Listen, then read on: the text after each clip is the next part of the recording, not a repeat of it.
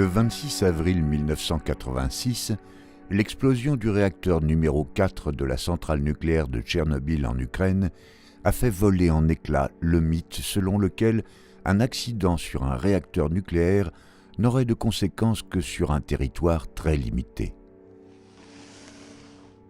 Mais en France, 10 jours après l'explosion, le mythe était encore bien vivant.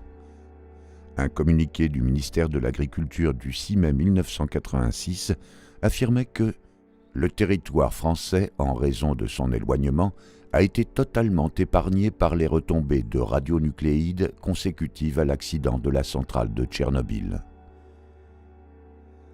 5 jours plus tôt, les panaches radioactifs recouvraient pourtant tout le territoire français, en dépit des prévisions de la météorologie nationale qui suggéraient par un signe stop que les masses d'air contaminées n'atteindraient pas l'Hexagone.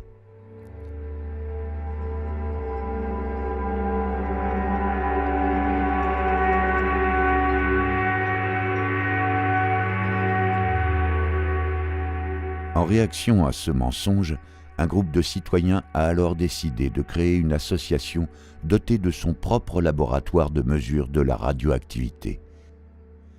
C'est ainsi qu'est née la CRIRAD, la Commission de recherche et d'information indépendante sur la radioactivité. Il lui faudra une quinzaine d'années d'efforts pour contraindre les autorités françaises à publier les véritables cartes de contamination des sols. Tchernobyl a été présenté comme un accident soviétique qui ne pouvait concerner les réacteurs occidentaux.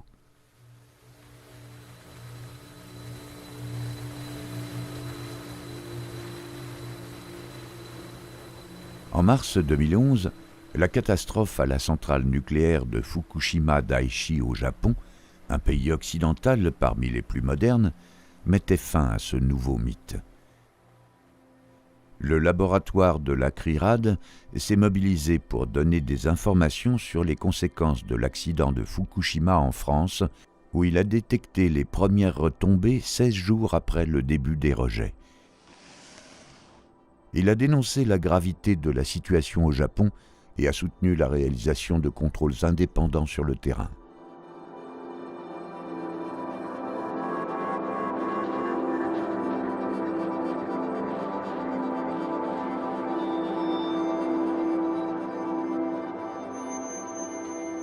Confrontés aux mensonges des autorités et aux défauts de protection de la population, des citoyens japonais ont souhaité réaliser leurs propres mesures et essayer de se procurer des compteurs Geiger pour mesurer le taux de radiation ambiant, mais il y a eu une véritable pénurie d'appareils au Japon. La CRIRAD a envoyé des appareils de mesure sur place et entamé une collaboration active avec Wataru Iwata, un artiste japonais qui s'est mobilisé pour connaître la vérité sur les niveaux de contamination et venir en aide aux habitants des territoires contaminés. In the very beginning, I've listened to the radio which says radioactive substances are leaking from the Fukushima Daiichi nuclear plant. And that was March 12th, one day after the earthquake hit. Meltdown was denied of the time when it was. The central government was in a panic because you can imagine a very big earthquake hit and tsunami hit, then nuclear plant accident. The authority says that to prevent the panic of the people, but actually they were panicked.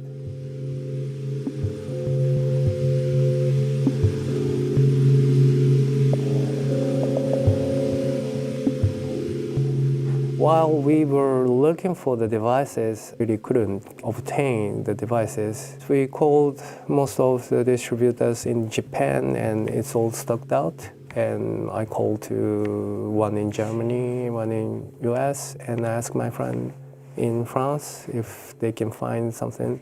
The device costs like 100 euros. In the meantime, goes up like 1,500 euro, for example. Wataru Iwata a contacté la CRIRAD dès avril 2011. Le directeur du laboratoire, Bruno Charéron, a échangé des dizaines de mails avec Wataru Iwata pour lui donner des informations sur la radioactivité, sur les risques pour la santé et sur la manière de se protéger. This video has been prepared in a sort of emergency situation and it is really devoted to non-specialist people. La CRIRAD a tourné en urgence des vidéos en anglais et les a mises en ligne. Elles ont servi de support pour l'utilisation d'une dizaine d'appareils de mesure envoyés au Japon. Parmi eux, un appareil appelé scintillomètre, qui permet de détecter rapidement le niveau de rayonnement gamma exprimé en coups par seconde. Lorsqu'on allume le scintillomètre, on mesure dans cette pièce un niveau naturel qui est de l'ordre de 40 à 50 coups par seconde. Cela veut dire qu'à chaque seconde, 40 à 50 rayons gamma invisibles émis par le sol ou les murs sont détectés par l'appareil. Ils sont liés à la désintégration d'éléments radioactifs naturels présents en faible quantité dans l'écorce terrestre.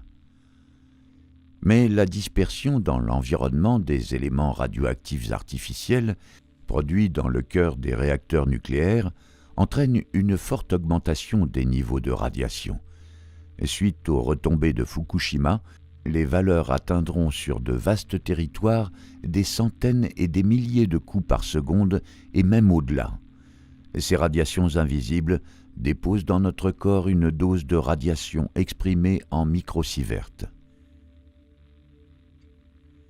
Pour la mesurer, la CRIRAD a également envoyé plusieurs compteurs Geiger grand public comme le Radex, mais aussi un compteur proportionnel qui permet de mesurer le débit de dose ambiant exprimé en microsieverts par heure, ainsi qu'un dosimètre électronique individuel afin que Wataru puisse enregistrer en permanence la dose de radiation accumulée dans son organisme.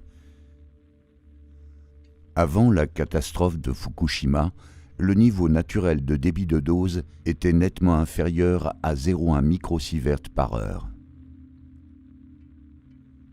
Après les premières retombées radioactives, des valeurs 10 fois, 100 fois et même plus de 1000 fois supérieures seront enregistrées, même à plus de 30 km du réacteur accidenté. Muni de ces appareils, Wataru Iwata a pu aller dans les zones contaminées par les retombées radioactives, en particulier dans la préfecture de Fukushima et les préfectures voisines, et venir en aide aux habitants. Voir que des citoyens vaquaient à leurs occupations alors que les niveaux de radiation étaient plus de 50 fois supérieurs à la normale l'a bouleversé. We had stopped at Nihonmatsu City, which is 55 kilometers away from nuclear plants. We were in the restaurant and measured for the air dose on the 1 meter above from the ground, and it was still 4 to 5 microsievert per hour. And all the other customers, like high school girls or women, men who finished their job and eating dinner there, behaved as usual. So that experience gave me the idea to collect the measuring device to bring it to the population in Fukushima Prefecture or the other contaminated areas to see and whether if they can check by themselves.